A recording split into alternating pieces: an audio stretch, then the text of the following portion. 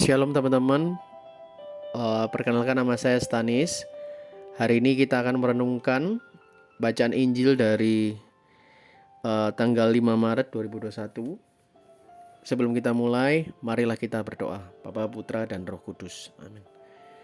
Tuhan, kami mengucap syukur buat pagi hari ini.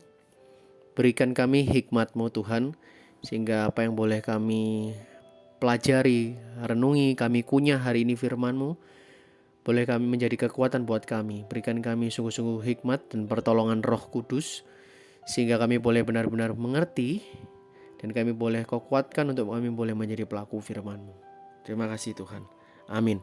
Di dalam nama Bapa dan Putra dan Roh Kudus. Amin. Bacaan Injil dari Matius 21 ayat 33-43 dilanjutkan 45-46. Inilah Injil Yesus Kristus menurut Matius. Dimuliakanlah Tuhan. Sekali peristiwa, Yesus berkata kepada imam-imam kepala serta tua-tua bangsa Yahudi, "Dengarkanlah perumpamaan ini. Seorang tuan tanah membuka kebun anggur dan menanam pagar sekelilingnya. Ia menggali lubang tempat memeras anggur dan mendirikan menara jaga di dalam kebun itu. Kemudian ia menyewakan kebun itu kepada penggarap-penggarap, lalu berangkat ke negeri lain. Ketika hampir tiba musim petik, ia menyuruh hamba-hambanya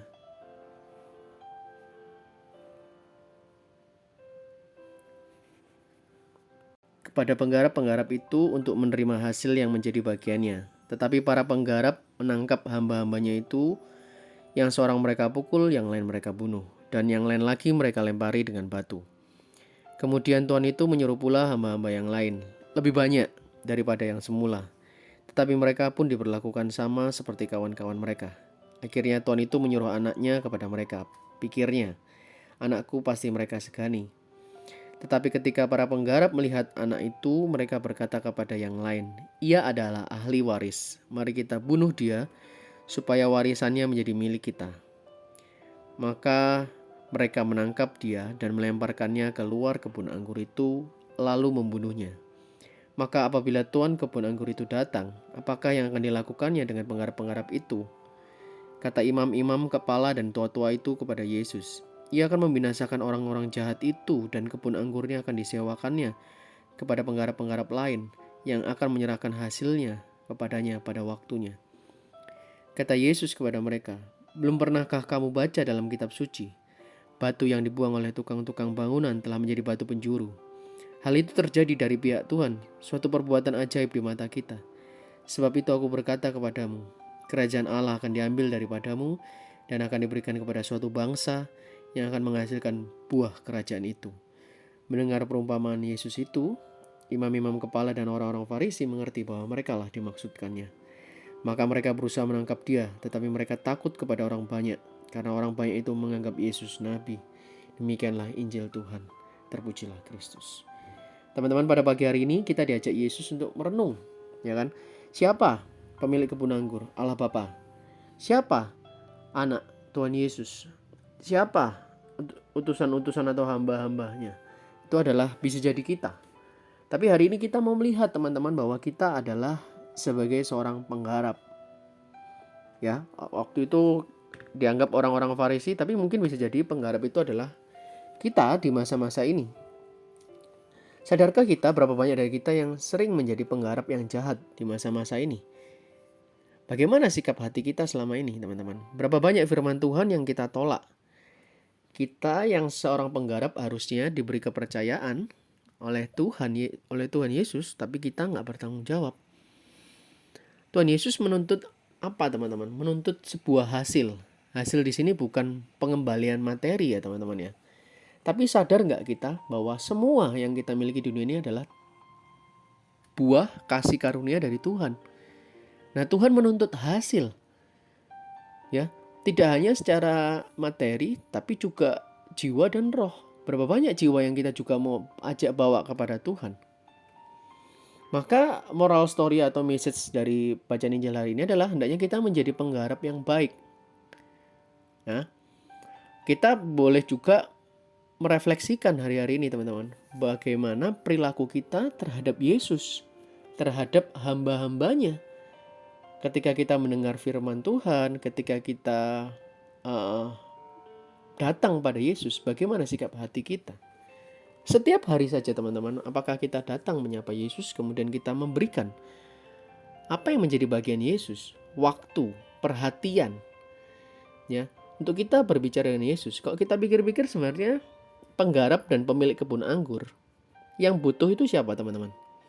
Kira-kira yang butuh itu kita sebagai penggarap atau pemilik kebun anggur? Ya tentu saja kita yang butuh Tuhan, bukan Tuhan yang butuh kita. Karena tentu saja pemilik kebun anggur bebas untuk memberikan kebun anggurnya kepada pihak-pihak yang lain teman-teman. Dan itu harus menjadi sebuah kesadaran yang utuh yang menjiwai setiap kehidupan kita setiap harinya. Jangan kita ngerasa Tuhan yang butuh pujian dan penyembahan kita. Ini terbalik teman-teman. Nah, bagaimana cara kita menjadi seorang penggarap yang baik? Maka kita harus ada sebuah kata yang oke yaitu adalah bertanggung jawab. Hidup kita hari-hari ini adalah diliputi dengan dua kata ini teman-teman. Satu frase ini yaitu tanggung jawab. Gereja, dunia, pekerjaan kita semuanya membutuhkan pribadi-pribadi yang bertanggung jawab. Kalau hari ini engkau sedang studi, berapa banyak dari kita yang benar-benar bertanggung jawab terhadap studi kita? Kalau engkau hari ini sudah diberi pasangan hidup oleh Tuhan, berapa banyak dari kita yang bertanggung jawab terhadap pasangan hidup kita, keluarga kita, pekerjaan kita, pelayanan kita teman-teman? Karena kalau kita tidak memberikan hasil, maka kita tidak bertanggung jawab. Dan yang lebih parah teman-teman, seringkali berapa banyak daripada kita, maaf saya agak langsung to the point, berapa banyak dari kita yang menganiaya Yesus, bahkan membunuhnya dan menyalibkannya. Maka 40 hari ini, ziarah ini, teman-teman ya, retreat agung ini harus teman-teman benar-benar kita sama-sama, Anda dan saya, kita sama-sama merenung, refleksi. Apakah kita sudah jadi penggarap-penggarap yang baik?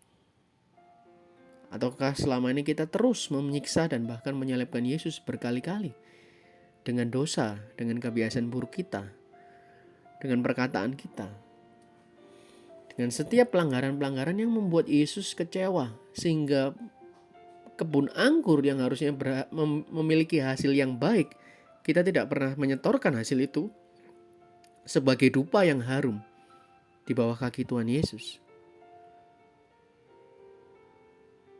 Teman-teman bisa jawab itu teman-teman ya.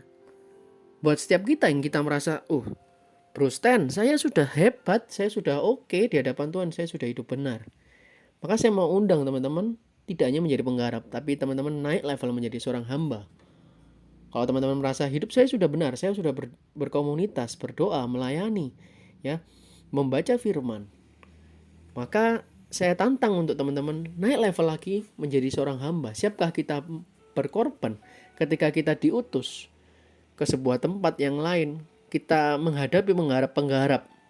Ketika kita mau jaring jiwa, ketika kita melayani pekerjaan keluarga, kita menghadapi penolakan, kita mengalami aniaya, kita mengalami hal yang gak enak, tantangan, kekurangan bahkan mungkin. Mau gak kita bertahan? Atau bahkan demi Injil itu tersebar, demi kabar baik itu benar-benar nyata, tidak hanya lewat omongan kita, tapi lewat perkataan kita. Tidak hanya lewat perkataan maksud saya, tapi juga lewat perbuatan kita. Seringkali kita mengalami pengorbanan. Siapkah kita teman-teman? Siapkah kita menjadi Yesus hari-hari ini? Mari kita mau berdoa. Di dalam nama Bapa dan Putra dan Roh Kudus. Amin. Allah Bapa, Allah Putra, Allah Roh Kudus yang begitu baik Tuhan, kami berdoa, kami bersyukur Kau celikan kami hari ini, sehingga kami boleh memiliki suatu hikmat, rema yang baru Tuhan. Sehingga kami boleh mengerti bahwa kami harus bertanggung jawab terhadap apapun yang boleh Kau percayakan dalam hidup kami. Ketika kami boleh menjadi penggarap Tuhan, kami mau menyerahkan hasil, bertanggung jawab untuk kami boleh do the best di dalam studi, pelayanan, pekerjaan, bisnis kami, semuanya Tuhan, keluarga kami, pasangan kami mau kembalikan semuanya hanya untuk kemuliaan-Mu dan untuk menyenangkan hati-Mu. Kalau hidup kami sudah baik Tuhan, kami mau naik level menjadi seorang hamba, menjadi seperti Engkau Yesus sendiri yang berkorban untuk setiap orang lain. Kami tahu kami lemah, kami tidak akan pernah mampu kalau kami berjuang sendiri. Tapi bersama dengan Yesus, kami mampu, kami cakap melakukan perkara-perkara besar dan kami akan kau mampukan. Ini setiap kami Tuhan, bantu kami, kuatkan kami, dan lindungi kami, dampingi kami Tuhan, sehingga apapun yang kami lakukan, kami boleh belajar bertanggung jawab di masa-masa ini. Dan kami nggak mau jadi penggarap yang jahat Tuhan. Kami mau jadi penggarap, kami mau jadi hamba, dan kami mau jadi seperti Engkau sendiri, anak-anak-Mu yang berkenan di hadapan-Mu. Di setiap kami, berkati setiap apa yang kami lakukan hari ini Tuhan. Sebab kami tahu Engkau Allah yang memberikan damai, dan Engkau Allah yang menyertai kami. Terima kasih Tuhan Yesus, di setiap doa-doa kami. Kemuliaan kepada Bapa dan Putra dan Roh Kudus, seperti pada permulaan, sekarang selalu, dan sepanjang segala abad. Amin. Dalam nama Bapa dan Putra dan Roh Kudus. Amin. Thank you teman-teman. Have a blessed day. God bless you.